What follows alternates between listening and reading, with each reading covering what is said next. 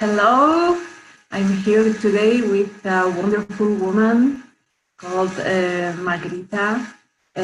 She's from Holland. She's living in Italy. She is a doula. She supports women during their pregnancy and labor, and she practices hypnobirthing. Okay. And she has a wonderful experience in her labor when she was giving birth to her baby. And when she told me about it, I asked her to make this interview so everybody could know about that, because it was, for me, it was amazing. I have never heard a story like this, and I think people should hear about it. All determination, all that connection with herself, with her body, with her feelings, and that is not very common in this world. And I think women need to know about this, that there is another way to do things. And I feel like Margaretha is an example of determination, of knowing how she wanted everything to be, and to go for it. So thank you very much, Margaretha, for being here. Thank you for having me. Thank you for the chat that we had on this bench near the beautiful pool in Alicante during the ETTG where we both went. And I remember our chat. I remember sitting down and just sharing. It was so easy for me to share with you, and feeling that you were so open and so listening, and that made me just share everything that I could and that I wanted to share. And I will do the same today. As I mentioned, I'm Margaretha. I live in Italy, originally from Holland, and coming from Holland and then living in Italy, falling pregnant like right after I moved to Italy. That was, I mean, it was a really nice surprise, but at that point also my journey started. Italy is quite medical towards pregnancy. To make you a small example, in Italy, it's expected of you that you do blood and urine exams every month. And that to me was strange. At that point, I had a girlfriend pregnant in Holland 1 month before me, so I could like balance things out. And I would ask her many times, like, do you need to do these exams as well? And she says, no, we don't do that here. So I thought, okay, so why is this happening in Italy then? And from those type of chats with my girlfriend in Holland, it got very clear to me that my way of living my pregnancy with my baby and with my body was completely different in how I was assumed to do that. Here you go immediately to a gynecologist. In Holland, you see a midwife. And if there is the need, you go to a gynecologist. So immediately, the type of care is like hired up. In Holland, you go to a gynecologist when there is a need, when you are what they call a high-risk pregnancy. Here in Italy, you just go to the gynecologist when you're pregnant. So that to me was already strange, and that started a whole journey inside myself. Like, how do I want to go through my pregnancy? How do I want to go through exams? Do I want to take exams? Which one I am willing to take? Which ones I don't see the need or feel the need? And it has cost me quite a lot of fights with my gynecologist, because of course, when you start to know better, you do better. And at a certain point, I was still believing and thinking that I should go to the gynecologist. And I remember so many battles I had with her, certain exams that I didn't feel like doing, and she would go ballistic towards me. And at that point, my sweet husband, at a certain point, telling me, well, I think you should just do what the doctor says that you should do. We had quite a big fight after that.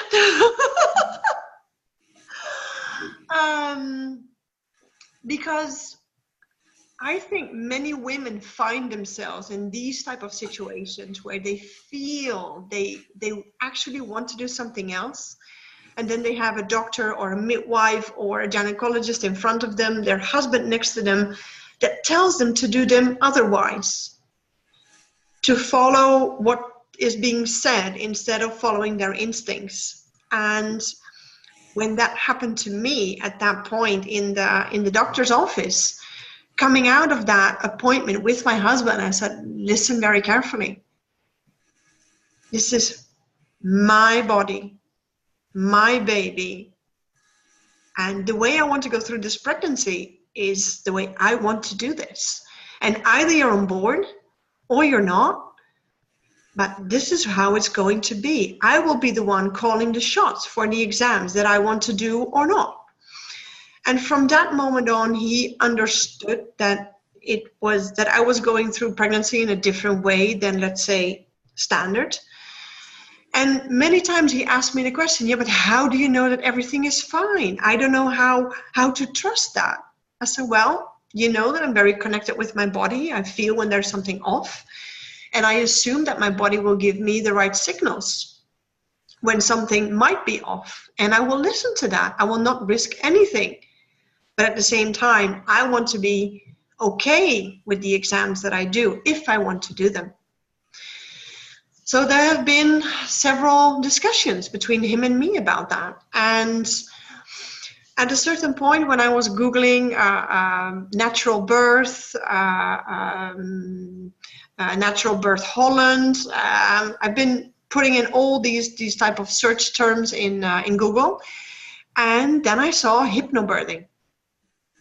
And I thought, hypnobirthing? I thought, nah, I don't know, what is that?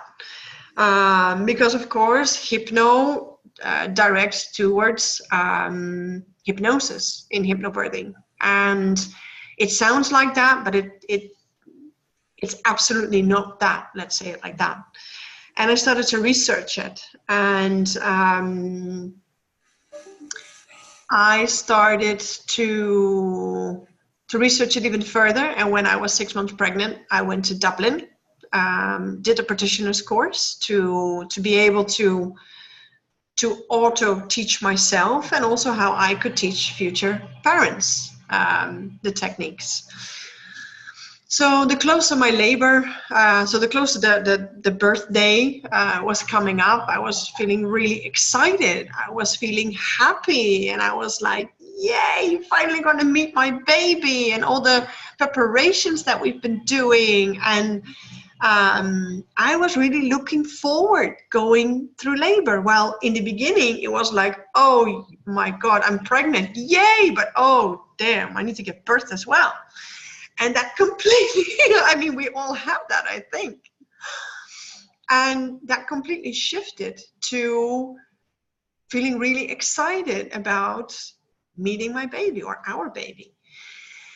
And I really remember going through labor in a really relaxed way. I felt beautiful. I felt in contact with everything and everyone around me, and most of all connected with my body, with my baby, and following my body's lead, listening to when my body would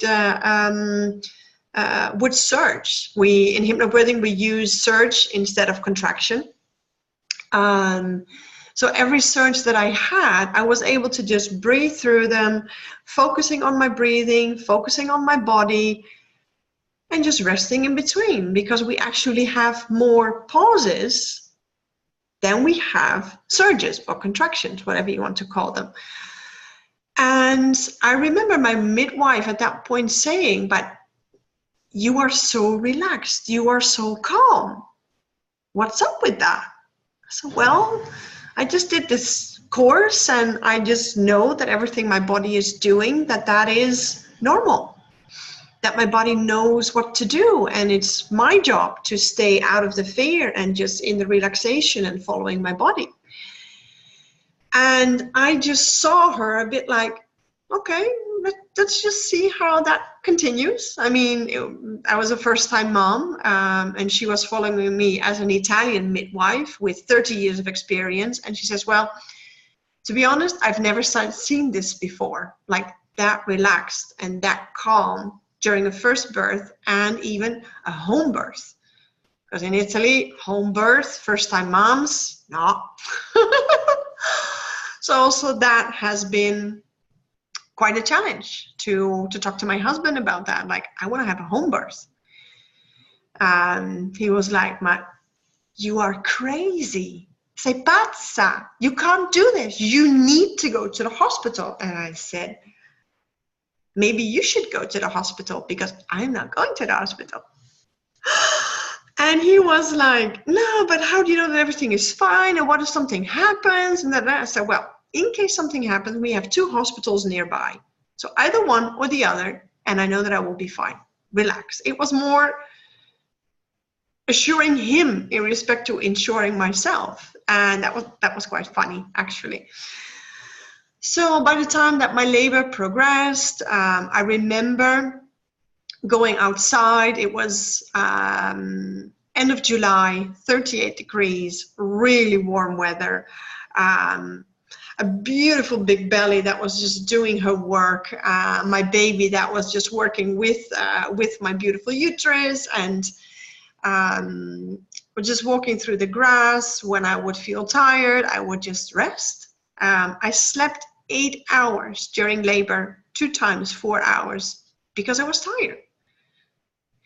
And I remember my midwife saying, well, I tried to go away 2 times, but by the time that I would want to go away and I would be sure that your labor would be stalled, then your contractions picked up again. So in the beginning, so at the end, she was not able to leave, to say it like that.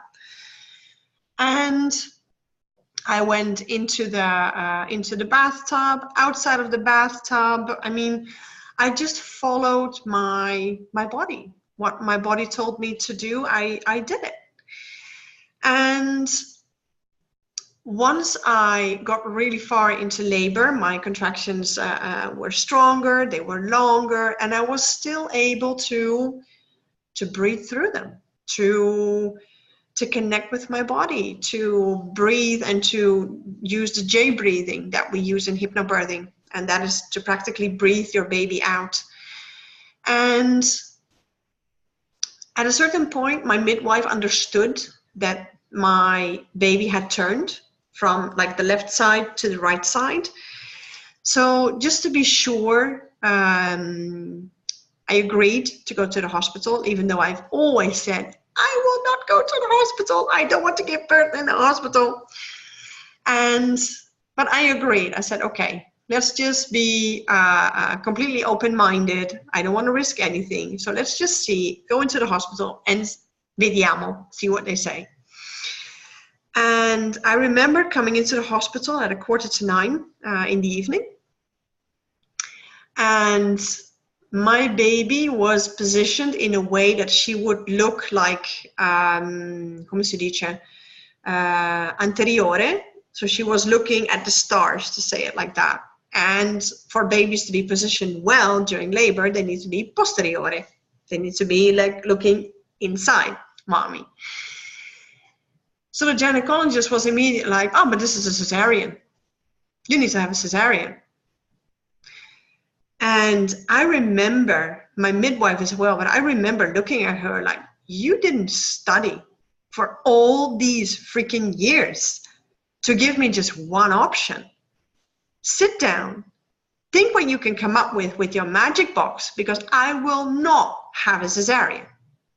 And in the meantime, I had my really deep contractions. I had my husband with me, I had my midwife with me, and she was getting agitated. She was getting, I won't say aggressive, but she was getting really agitated. Like, I was not accepting what she was offering because I knew that there were many other things that we could do. Going through hypnobirthing, talking about birth plans, informing myself about options during labor, positioning, etc., etc. So at a certain point, she said, but you will need to have like a flebo because you need water. Da, da, da. I said, no, not necessary. I don't need that. I've been drinking well. I've been eating well. So practically like with your flebo, I will not have it.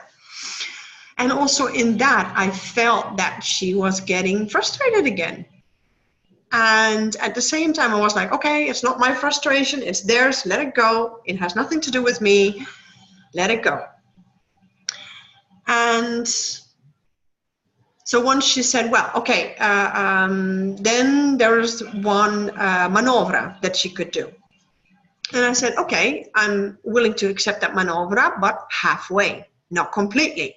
And then that's when she lost it. That's when she really completely got angry, got aggressive, talked down to me in a way like I was just, so why did I come to the hospital then if I knew everything? I wish I should just accept what she was offering. And I said, no, because if you do the manovra completely, it might be that either me or my baby gets damaged. I want to have help, but I'm not willing to do the manovra completely. So, sorry, are you talking about the Kristeller? Yeah. Yes. And I informed myself about that manovra, and I knew that during a contraction she would push on my belly, on the higher part of my belly, and then in theory she was also to push downwards.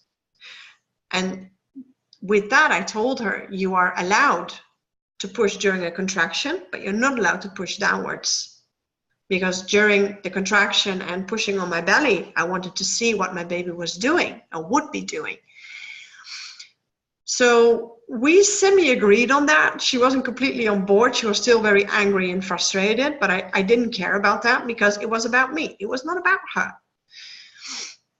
So when another contraction came and she pushed her in my belly, she kept it where it was on the top, and I felt my baby just like I don't know how to explain it, but like I felt her turning inside my belly. And the gynecologist wanted to keep her arm on my belly just in case, and I said no. So with another contraction, I just grabbed her arm. I said, "Thank you for your service," and I pushed my baby out. Because I knew that she was in front of the birth canal, and practically with the strength that I took away her arm, I had the strength to just like breathe down and push my baby out. And I saw a minute of her like what did just happen? And my baby was out.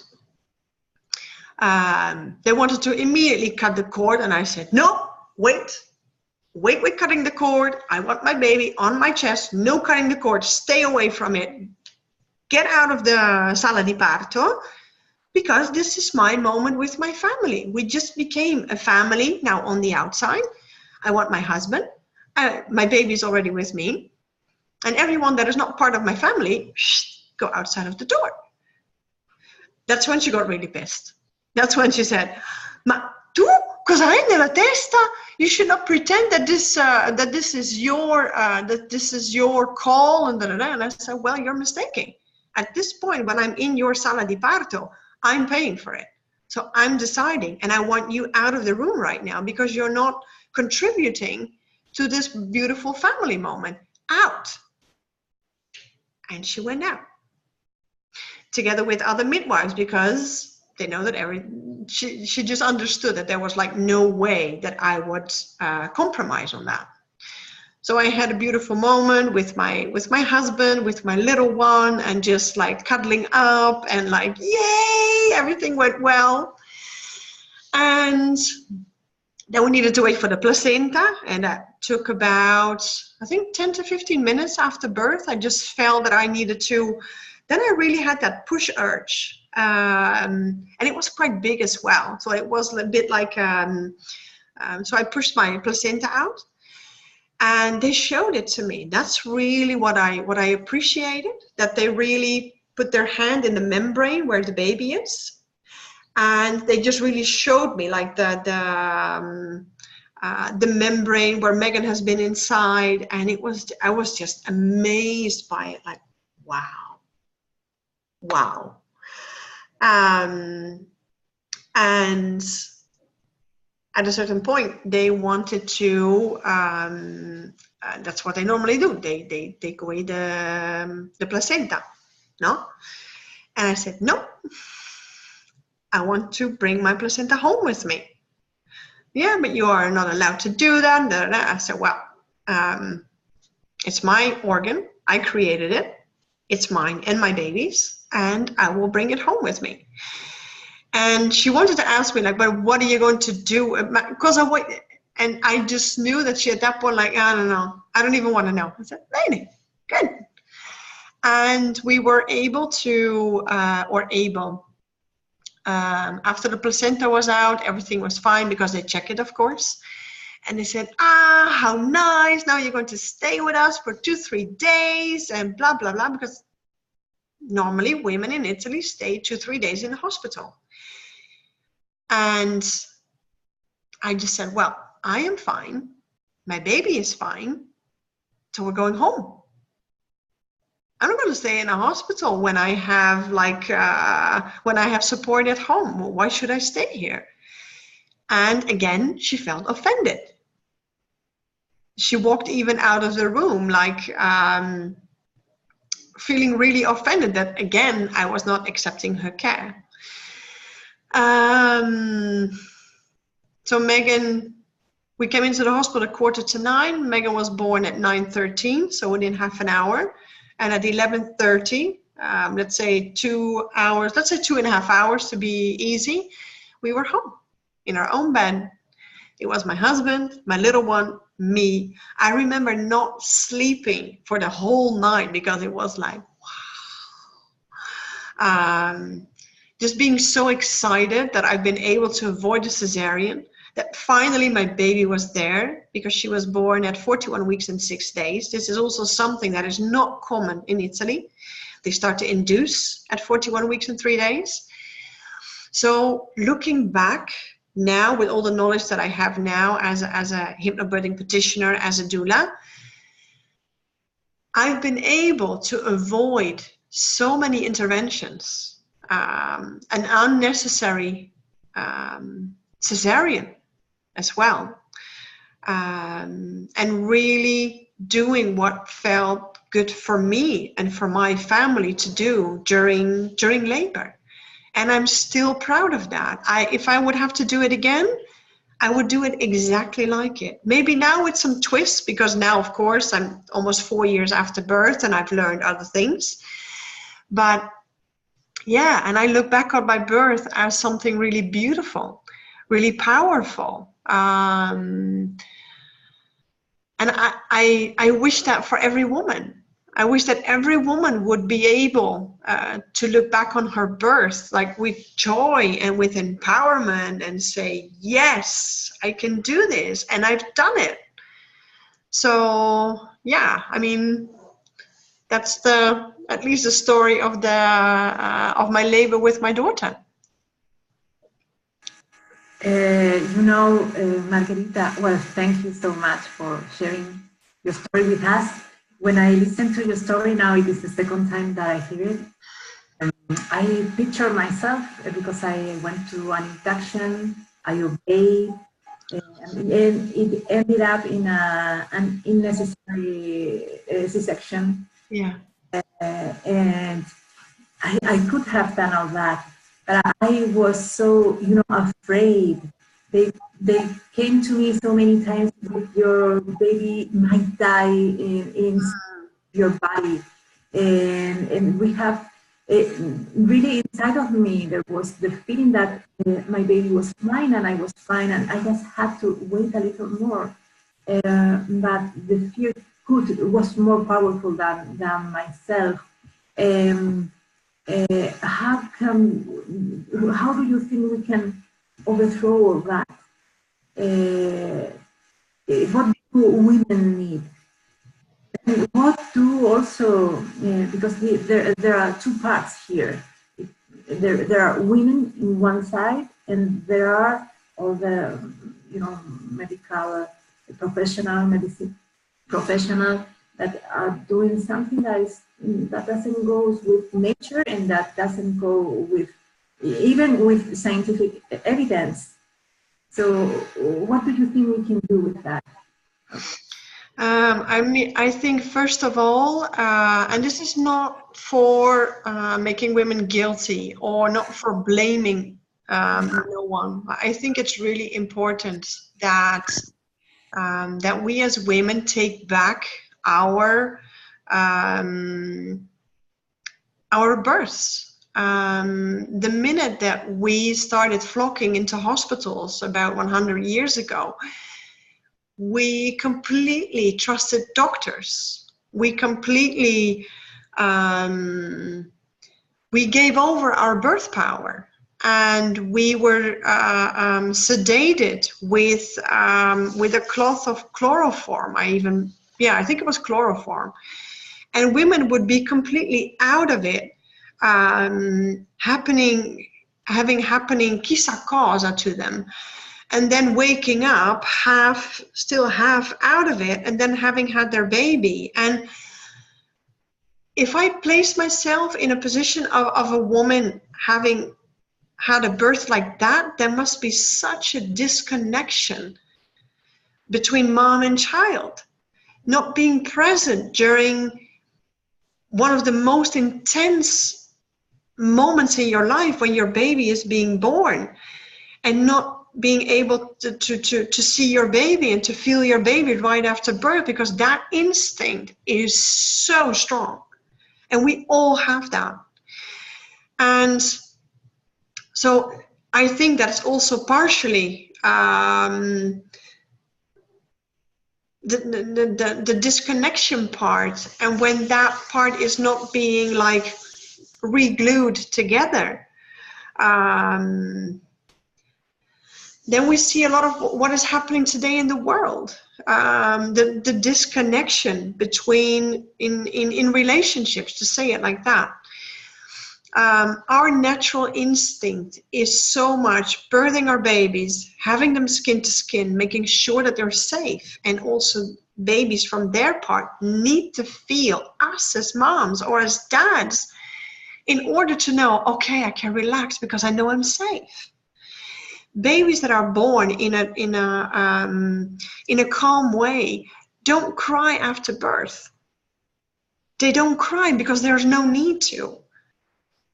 And I think that every baby that is allowed or given that calm way of birth comes into this world in a completely different way, but it takes education.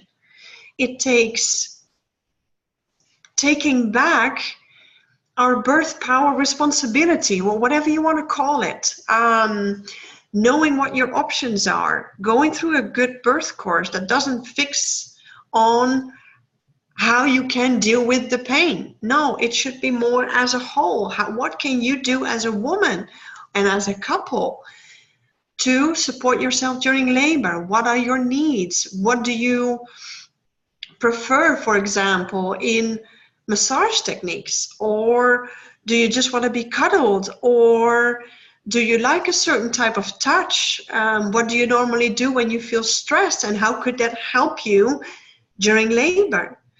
Where would you like to give birth? Do you want to have a home birth? Then you need to save up for it if you don't have the funds like that. At least here in Italy, when you want to have a home birth, you pay full. If you go into the hospital, quasi everything is for free. Also, that is really strange. In the country where I come from, women give birth at home and they pay a small contribution. But a home birth is free, just as going into the hospital. So women have options. So I think it has really to do as well with connecting with ourselves. What do we want? What do we see for ourselves with this birth? How do we want to bring our babies into the world? And getting out of that mechanism, okay, I'm pregnant, I need to give birth, and then everything is done. It's not like that. We are human beings, and we are growing a human being inside of us. And that is joyful. And at the same time, it can be very fearful or doubtful, or specifically in the world where we are living today, that we see all these horror stories on TV. Women going through birth on their backs, the doctor has to save the day because the women are not capable anymore of birthing. And it is not that way. It doesn't work that way. Because if we would see on TV a woman birthing completely relaxed, going through her contractions or surges, whatever you want to call them, in a relaxed way, we zap away because it's not exciting. There's no money into seeing women birthing their babies in a relaxed and beautiful way because we want to be excited. We want to be like fixed on the screen. And that happens when there's a lot of drama on TV. And that's why we still see that type of birth today on TV. And that's why we still today don't believe that birth can be beautiful. And at the same time, hearing friends of us that have gone through birth. I always say, if you can't bring a beautiful birth story to the picture, so to the woman in pregnancy, then just shut up. Talk about it afterwards, but do whatever you can at that moment to empower her. And I always say, I'm sorry for your journey. If your birth hasn't gone the way you would have wanted it, doesn't mean it has to be traumatic. And if it has become traumatic, let's see how your birth went and what you lost during birth, and how we can recover that. Because I also work with women that had traumatic births, to go back to that moment and to see what they've lost, or where they've given away their control, or where they feel they wanted to do something else, but then they listen to their husbands or their doctor, or there are always reasons why things happen the way they happen. And I think it's really important for us as women to take responsibility for that and to take back our birth power. There is something in your story that I find very interesting for women that may be listening to us now.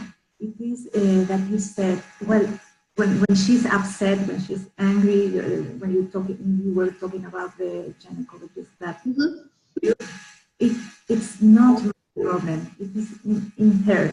Yeah. And sometimes we are too concerned about what other people feel, or what we make them feel. We do things not because we want to or because we feel it. We do them because we act, because we don't want other people to feel bad, or we should, follow the rules. And if there is this kind of education that we are brought up in,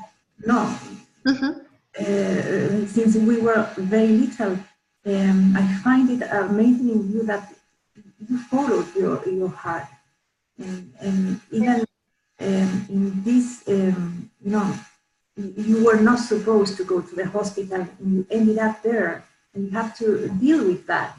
You deal with a lot of determination because you really knew what you wanted. And, that's amazing.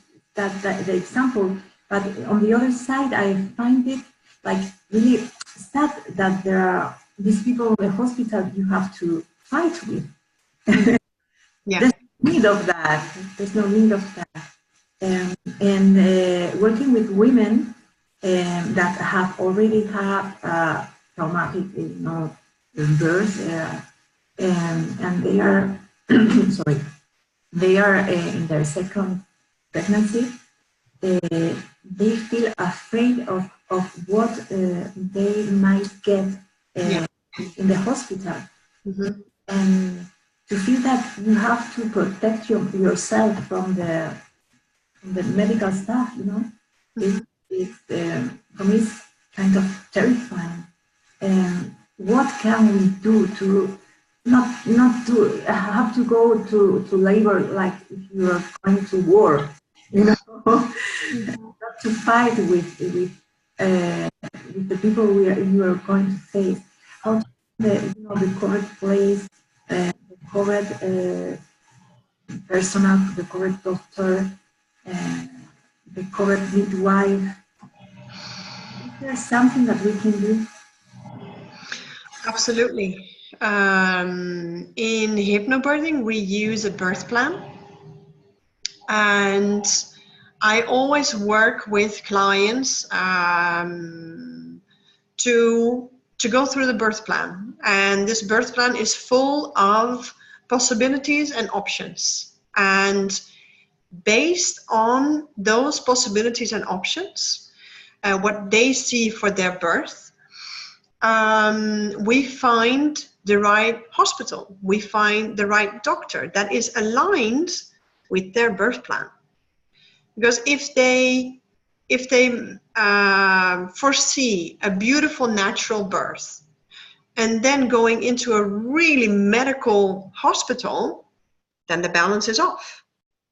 If they foresee a really medical labor and then go to a hospital that is really like pro-natural, then the balance is off.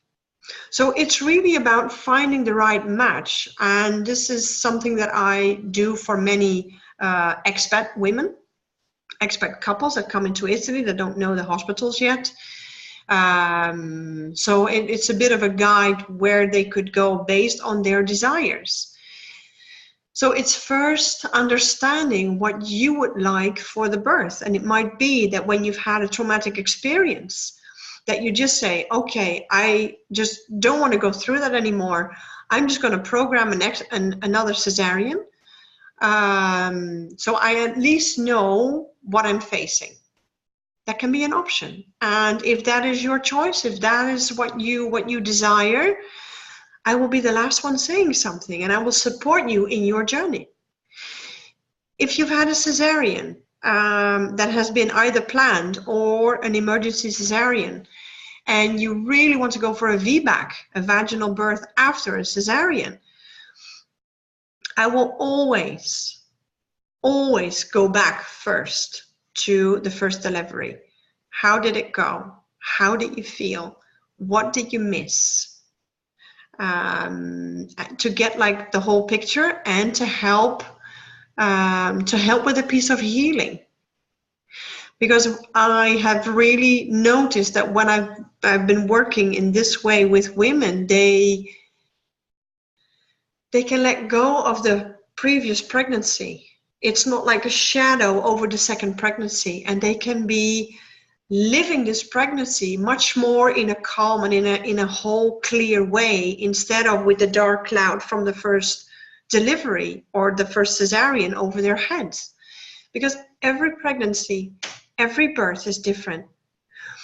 And as long as we are able to divide that first one from the second one, third one, fourth one, depending how many babies you want to have, to see every pregnancy and every birth in a separate way. They're all connected because they're all your babies, and you've gone maybe through 3 or 4 pregnancies. But it's really important to separate them and to heal whatever there is needed to heal in order to go through your pregnancy and birth in a clear way, to say it like that, if that makes sense.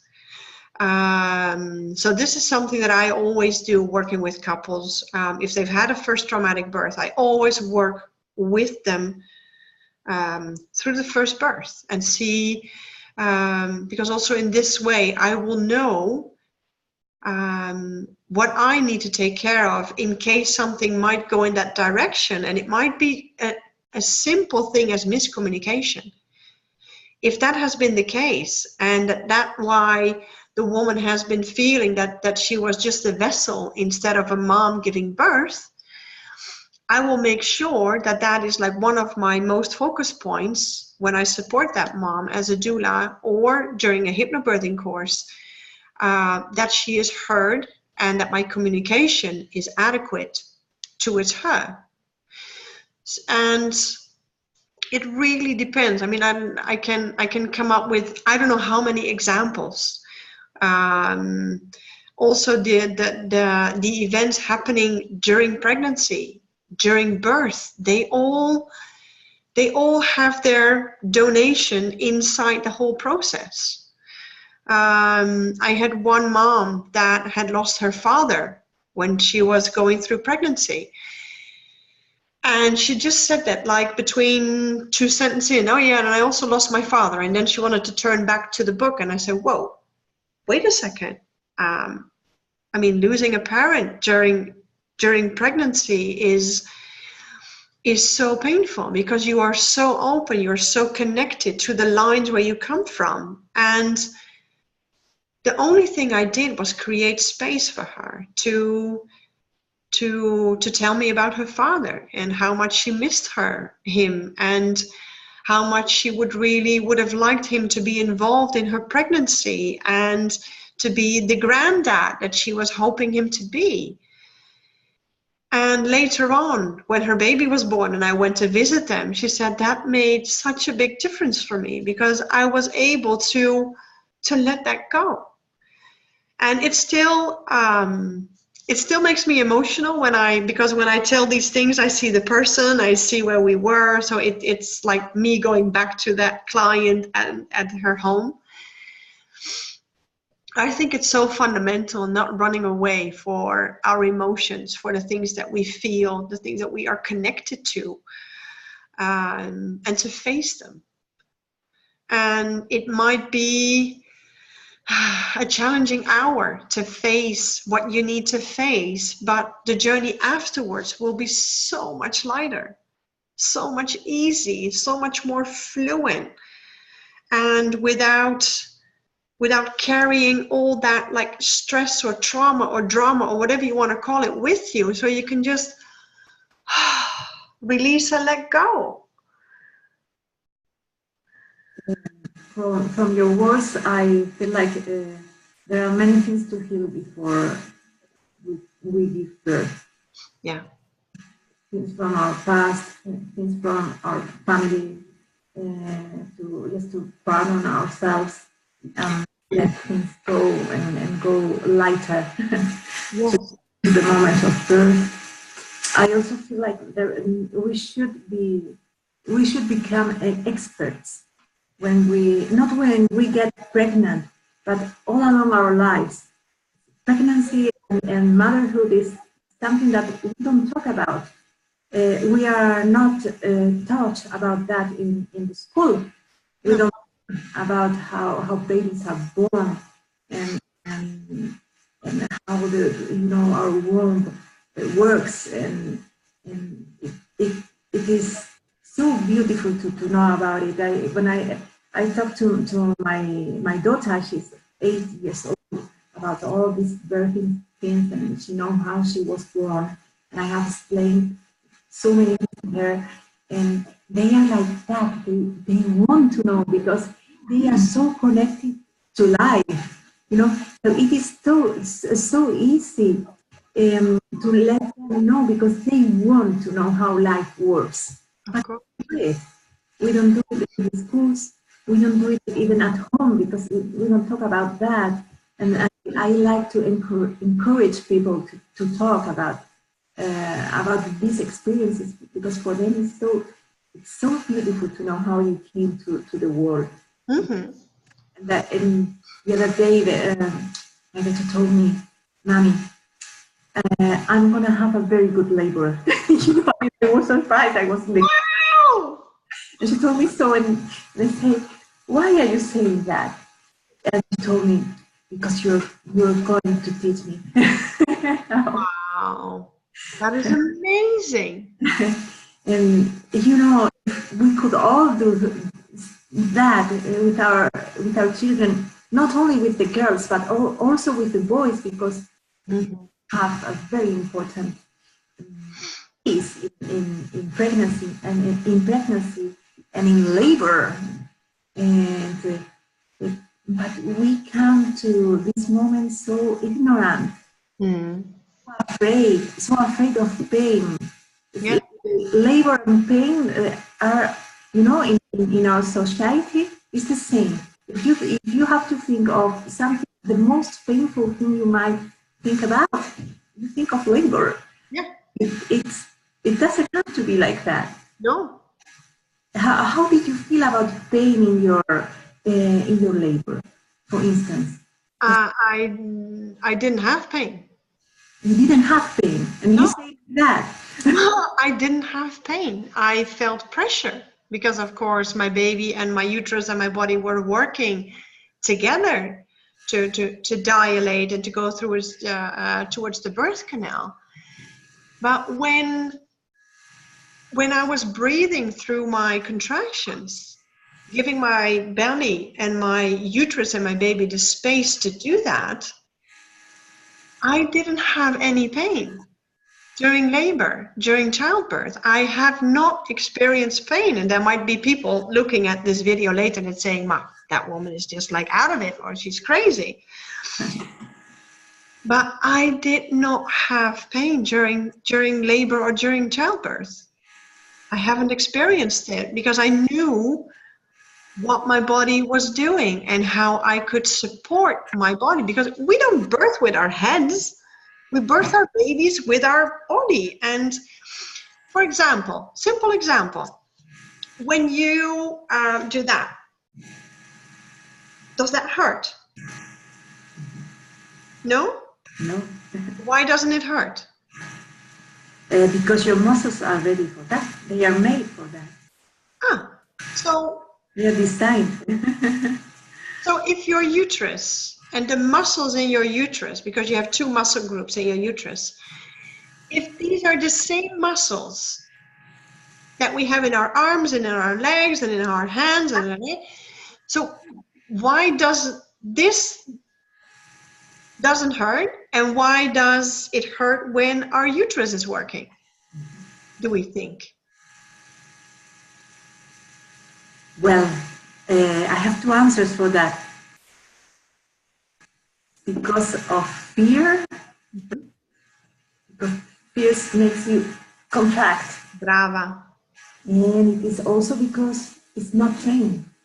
We don't put conscience on our womb ever. We only have these feelings and thoughts of our uterus, our womb, as something that hurts. Not that this magical place where we can have a baby, grow a baby. We don't have this conscience. And you know, I want to share my experience also with you, because I don't usually do these interviews in English for the English audience that can hear. I had an induction with how do we say it? Artificial oxytocin. Is very painful contractions. And I have really huge contractions during my induction. I didn't feel any pain, not at all, nothing. It's true that I wasn't afraid of anything. I wasn't afraid of pain. I wanted to go through whatever it had to come, but I didn't feel any pain. I just felt my womb as a really strong muscle that was doing a job it could do, and I could have, it could have been stronger even. I couldn't feel any pain. And in my case, I think it is very related to belly dancing, because I was, now I've been belly dancing for 20 years, but was pregnant, it was like 12 years that I had been practicing, and I was a teacher, and I had 3 hours to 5 hours class a day. So Wow. and my womb was trained. It's that the word that comes to me. It was trained because all that movement. And that's what I do with pregnant women. Movement and meditation. That is the other part. You don't have to feel fear. No, and that's natural. Women being birthed all 100,000 years. If it was so dangerous, so painful, so overwhelming, humanity wouldn't have resisted. We should have been extinguished. Yeah, exactly. And it didn't happen. No. But now it is a dangerous issue, and you have to control with a lot of machines, and everybody's in danger, and you go to these places where danger of death is always on your head. And it's not that. No, exactly. And you were talking about having a trained womb. Well, our organs that we have in our belly, they move every day. They are in movement every day, and we just don't see it that way. We don't notice it that way. But also our uterus is a moving organ. It's not something like fixed in our body. It just moves with the rest of the organs. And the same as during menstruation. It fills up, then it empties itself with contractions. We sometimes have a bit of backache or a bit of belly ache. But it's constantly in movement. So it's not that when the baby is ready to be born, that at that point, it's the first time that the uterus is using their muscles. No. And there is a beautiful moment in which we use this muscle. It is during the orgasm. Yes. Again, there is so much, junk about sexuality, especially female sexuality. In Occidental culture, we have this image of the Virgin Mary. Is also a mother. She is virgin, and she is a mother, which is. You cannot be that. No. If you are a mother, you have to be Aphrodite first, and you have to have a sexuality, and you have to enjoy your sexuality. So yes. The other point we have of guilt over our pleasure, over our sexual organs, and all that comes out when you're absolutely in all that guilt. All those things you haven't been worked on. Yes. Your whole life, it comes out when you are giving birth. Yes. That's why when you give birth, I think many of those things go away. You also give birth to all these things that are stuck on your womb. Yeah. And many times the second labor is much easier. Yeah. Less painful. Yeah. Not painful at all. No. A great healing we have women when we give birth. But we have to go through it without that fear, in a good company. Yeah. And becoming an expert. I got recently, we have to become an expert. We are, and also work with our bodies. Everybody knows that when you don't move, many things start to not working properly. Digestion, your muscles get lost. You lose your muscles, you lose your strength, you lose your vitality. You move. All that starts to bloom. Absolutely. More healthy, stronger. So, and in something that you said, we give birth with our bodies. So Yeah. we have to prepare our bodies. Yeah. Feel powerful. Feel that you are able, not be afraid of pain. There are some times that we feel pain when we do sports. For instance, when we go on a bicycle and go up a hill, and your thighs start to hurt and to burn also. But you don't go the day after and tell a friend, I'm not going to go on my bicycle anymore because it hurts so much. No. Because there is one thing is pain and the other thing is suffering. Exactly. That it hurts, but you see the top of the hill, and you are going to get there. And when you get there, you feel like, wow, I did it. And I think that is what women feel after giving birth, even if it has been painful. Absolutely. I could go through this, and many women have told to me, I can do anything. Yeah. After doing this, I can do anything. Yeah. The goddess inside that is born also. I really believe that when I remember from myself that when I look back on my labor, and the hospital that I went in, I had never been there before. I didn't know the gynecologist. I didn't even know the structure. I didn't even know where it was. So when I looked back on my labor and later on heard that it was a hospital with a really high cesarean section, I even felt more powerful.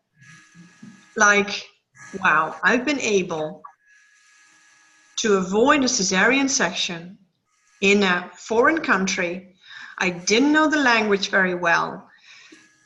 I was able to piss off the gynecologist because she just knew that I was not going to agree with whatever plan that she had. And later on, after labor, I needed to fill in like all these paperwork because I've never been there before. And they asked me, what do you do for a living?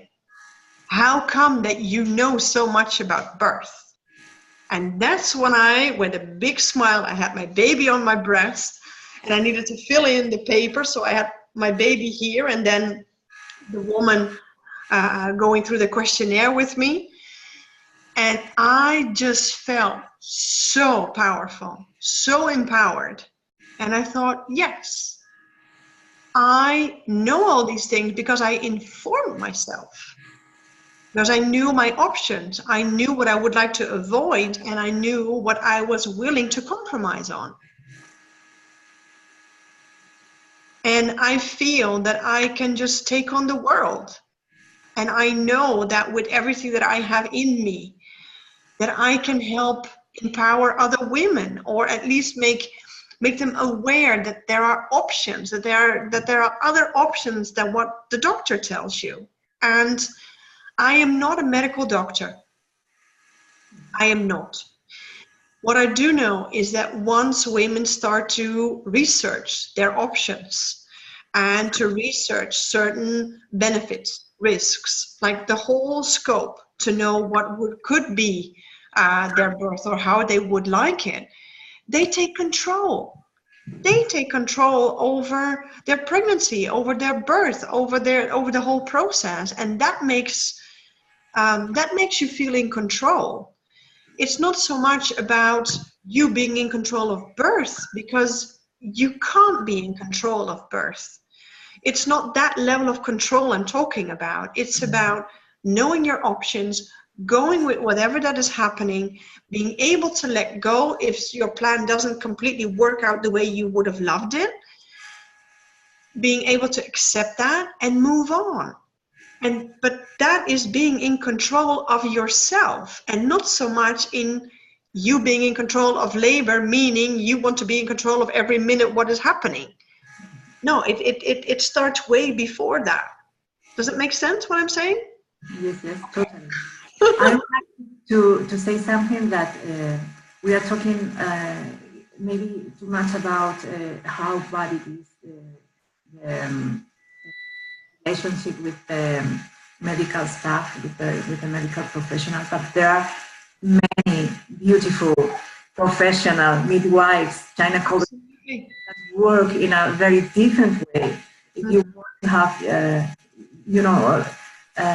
the labor that you are thinking in your mind, go and look for those professionals. Exactly, because they go are there. to war in a, this kind of hospital that is not gonna respect your feelings and what you think and your and what you want, your needs. Go look for these beautiful professionals that are, and every time there are more. I think there is a raise of conscience. Yes, absolutely. So, well, thank you very much, Margaretha. How can people in Italy find you? Do you have a website, a telephone? Yes, I do. I have a site that is www.hypnobirthingitalia.com. If they type in hypnobirthing and then Italia or Italy, they will find me. I'm on the first 4 or 5 of the Google blah blah blah. So they can find me there on the website. Yeah. Well, thank you very much. You're welcome. Thanks a lot for this interview and also for your work. I think it is so important to do. We'll keep in touch. Absolutely. This week we celebrate the International Week of Respected Childbirth. So I will publish the interview to honor this celebration. Perfect. I will do the same. Let's spread the word. Let's spread the word. There is another way of giving birth. There is another way to come to the world. We are working to change all this. Absolutely. One birth at a time, and one mother or one couple at a time. Absolutely. Yes. One by one, we change the world. Yes, absolutely. Thank you. Well, we are going to stop now. I just wanted to ask the audience, if you like this video, please share it with the people that you think they might like it, and give us a like too. And we'll be soon with another beautiful interview or experience or something else. So bye-bye. Bye-bye.